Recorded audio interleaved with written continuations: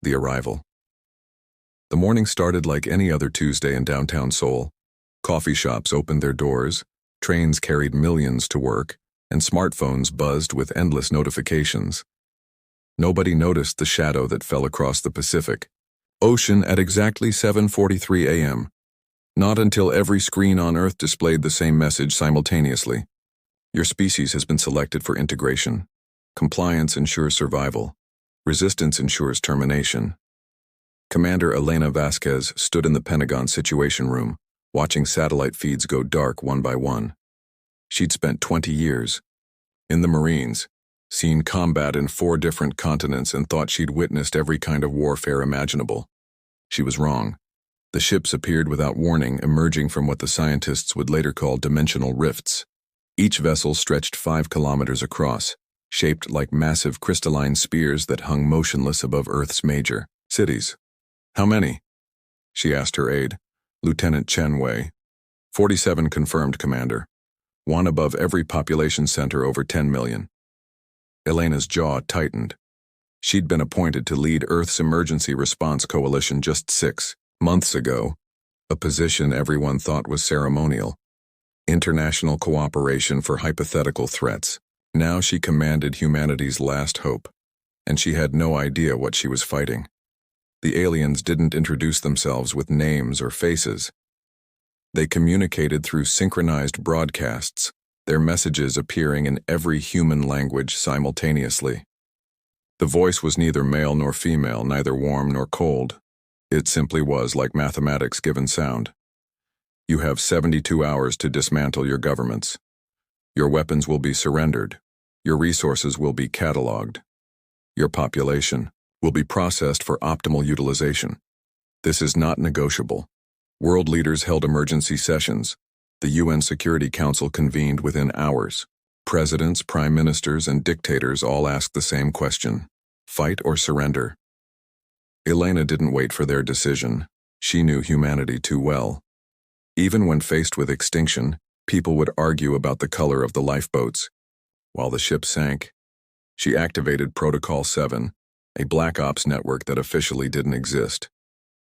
Within 6 hours, she had assembled teams of special forces, hackers, scientists, and engineers in bunkers across 6 continents. If the politicians wanted to debate, fine. She would prepare for war. Dr. Yuki Tanaka, a quantum physicist from Tokyo, was the first to make a breakthrough. The alien ships weren't using any propulsion system known to science. They were anchored to space itself, bending gravity around them like water around a stone. But that anchorage required massive energy that pulsed in predictable patterns. They're vulnerable for exactly 1.3 seconds every 47 minutes, she explained to Elena over encrypted channels. During the pulse reset, their shields dropped to minimum power. Can we hit them? With what? Nuclear weapons might scratch the surface. We need something else. That something else came from an unexpected source. Private James Morrison, a 22-year-old drone operator from Texas, discovered it by accident. He'd been testing electromagnetic pulse weapons in Nevada when one of his drones got caught in the edge of an alien scanning beam. Instead of being destroyed, the drone's circuits overloaded and created a feedback loop that made the alien ship above Las Vegas flicker and retreat 200 meters. It's not the EMP itself, James explained to the assembled team. It's the frequency modulation. When our electronics fail catastrophically, they generate a specific wavelength that interferes with their systems. Elena smiled for the first time in 3 days. So you're telling me their advanced technology is allergic to our broken junk? Essentially, yes. While Earth's military minds planned, the aliens made their first move. They didn't attack with lasers or plasma weapons. They used something far more terrifying. Gray dust fell from their ships like snow, covering everything it touched. Within minutes, anything organic began to dissolve. Plants withered, animals collapsed, and humans who breathed it in started coughing blood. Mumbai fell in 6 hours. 23 million people gone. Not dead, dissolved, their bodies broken down into base elements and absorbed by the gray dust, which then returned to the ships like satisfied locusts. The world watched in horror. Some nations immediately announced their surrender. North Korea, launched its entire nuclear arsenal at the ship above Pyongyang. The missiles detonated harmlessly against invisible shields, and within minutes, the entire Korean peninsula north of the DMZ was covered in gray dust. But humanity didn't break. Instead, something unexpected happened. People got angry. Not the kind of anger that burns hot and fades quickly, but the cold, calculating fury of a species that realized it had nothing left to lose. In Moscow, civilians weaponized industrial facilities, turning chemical plants into toxic bombs. In New York, hackers brought down their own power grid to create the massive EMP burst James Morrison had discovered. The alien ship above Manhattan actually wobbled. Its perfect hover disrupted for 12 seconds. Elena coordinated these resistance efforts from her bunker in Colorado. She didn't sleep, didn't eat unless forced, and refused to consider defeat. Her team grew from hundreds to thousands as military units went underground, and scientists abandoned their universities for hidden laboratories. The breakthrough came from an unlikely partnership. 16-year-old Sofia Reyes from Mexico City had been live-streaming when the invasion began. Her phone, modified with illegal hardware to boost its signal, had captured something others missed. The alien ships communicated with each other using quantum entanglement, but the communication wasn't instantaneous. There was a delay barely perceptible but consistent. "They're not from here," she told Elena during a video call. "Not just from another planet. They're from another dimension. That delay is them translating between realities." Dr. Tanaka confirmed Sophia's theory within hours. The aliens weren't just invaders, they were refugees or colonizers from a dimension where different physical laws applied. Their technology was advanced, but it was also fundamentally incompatible with Earth's reality. That incompatibility was their weakness. Elena assembled her strike team.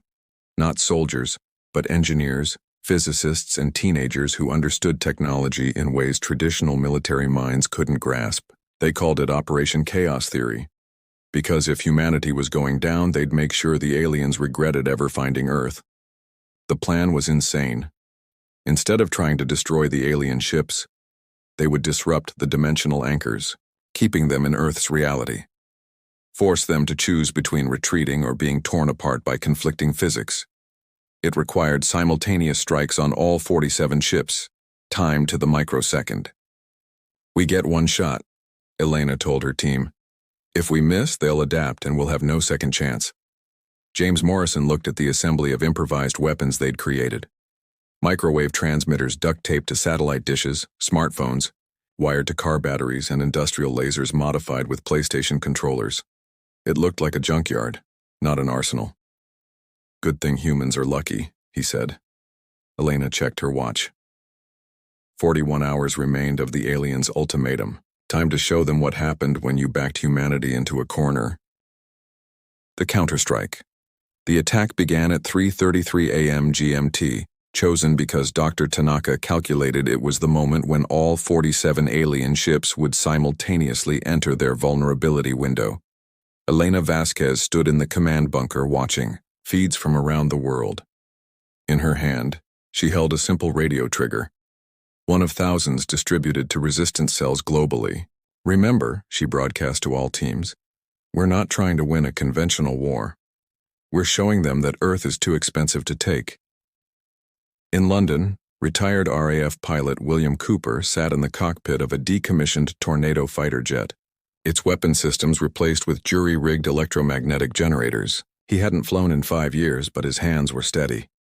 Below him, 2 million survivors waited in underground stations, hoping this insane plan would work.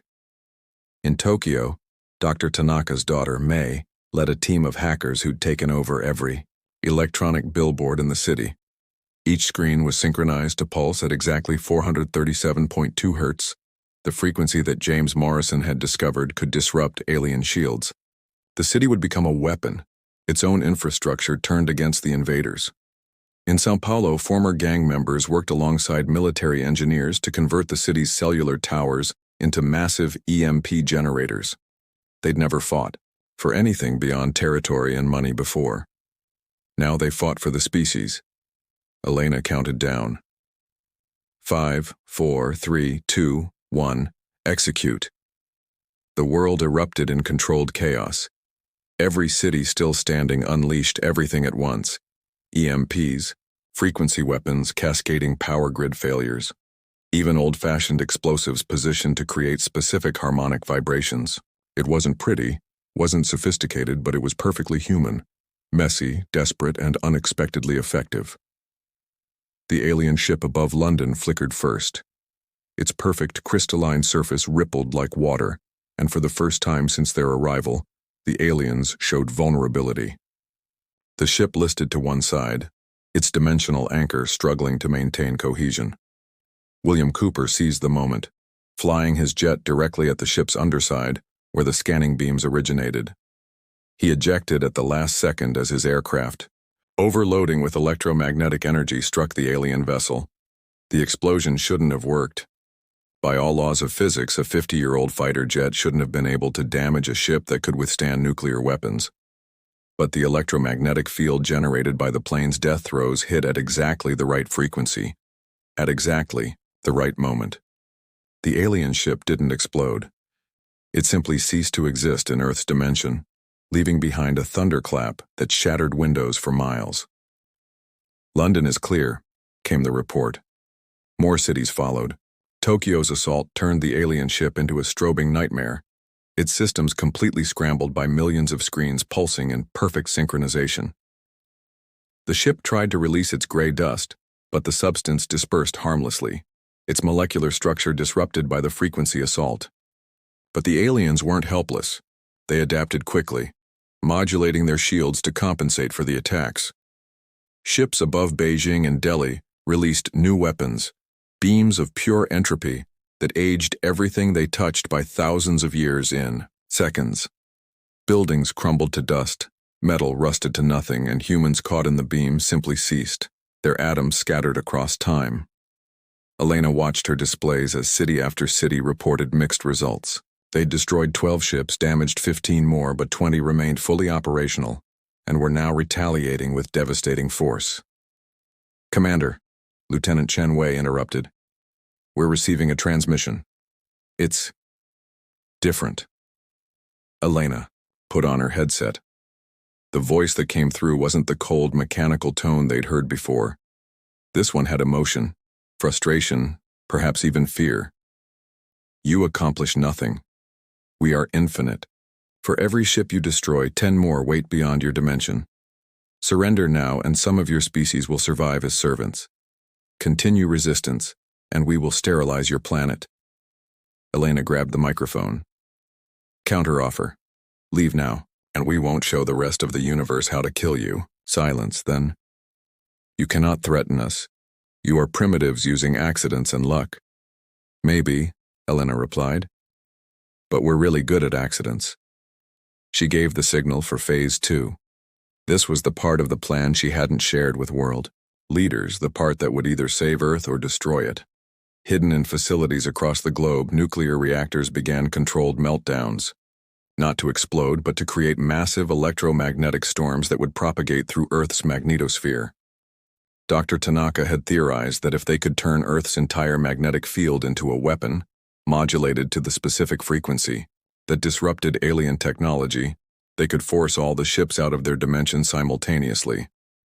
The downside was that it would also destroy every electronic device on Earth and potentially cause massive geological instability.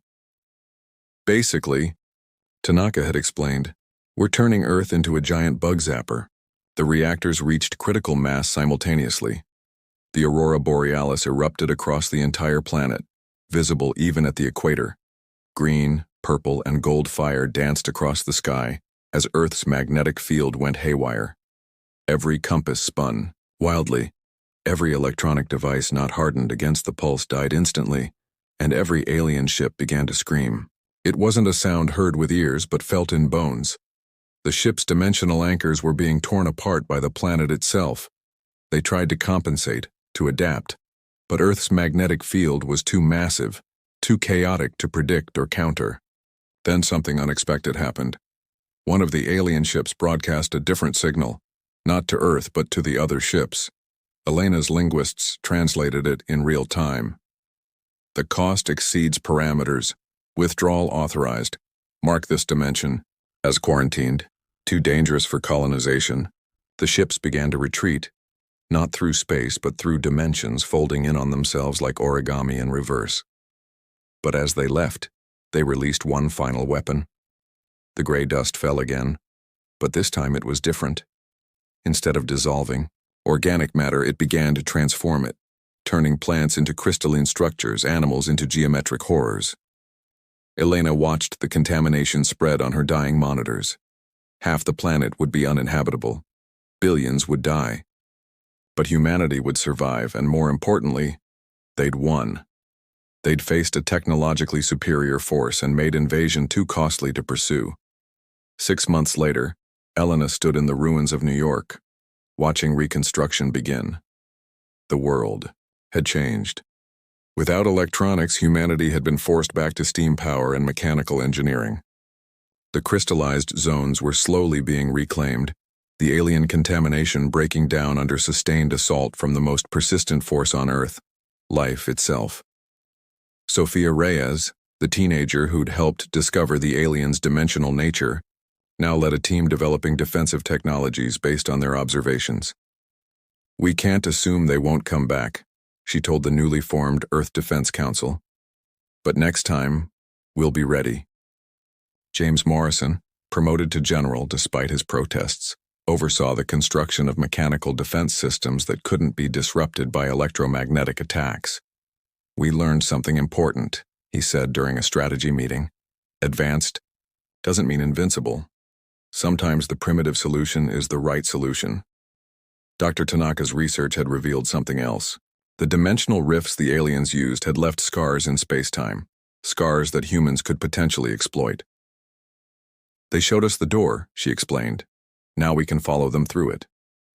Elena vetoed any offensive operations.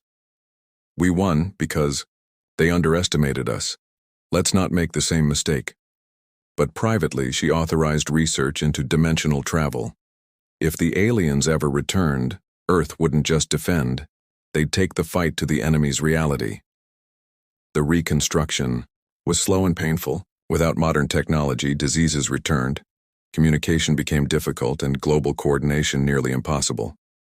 But humanity adapted, as it always had. Steam engines were refined to unprecedented efficiency.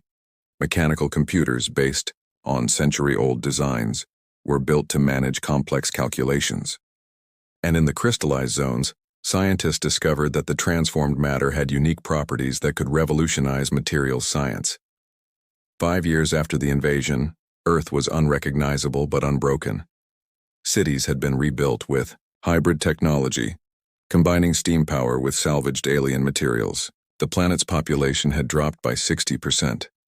But those who remained were harder, more unified than ever before. Elena, now Secretary General of the United Earth Coalition, received a message through one of the few functioning quantum communicators. It was from deep space beyond the solar system. The translation was perfect, suggesting whoever sent it had been studying human languages. "We observed your defense against the harvesters. Impressive for a Type 0 civilization. When you achieve interstellar capability, contact us. The galaxy has need of species with your particular talents." Elena smiled. The aliens had expected Earth to yield, to crumble like countless worlds before. Instead, humanity had shown them total devastation, turned their own superiority against them, and emerged scarred but victorious. The universe had noticed, and Earth was no longer alone. But that was a challenge for tomorrow. Today, humanity had a world to rebuild, and Elena Vasquez had learned one crucial lesson. Never underestimate a species with nothing left to lose and everything to prove.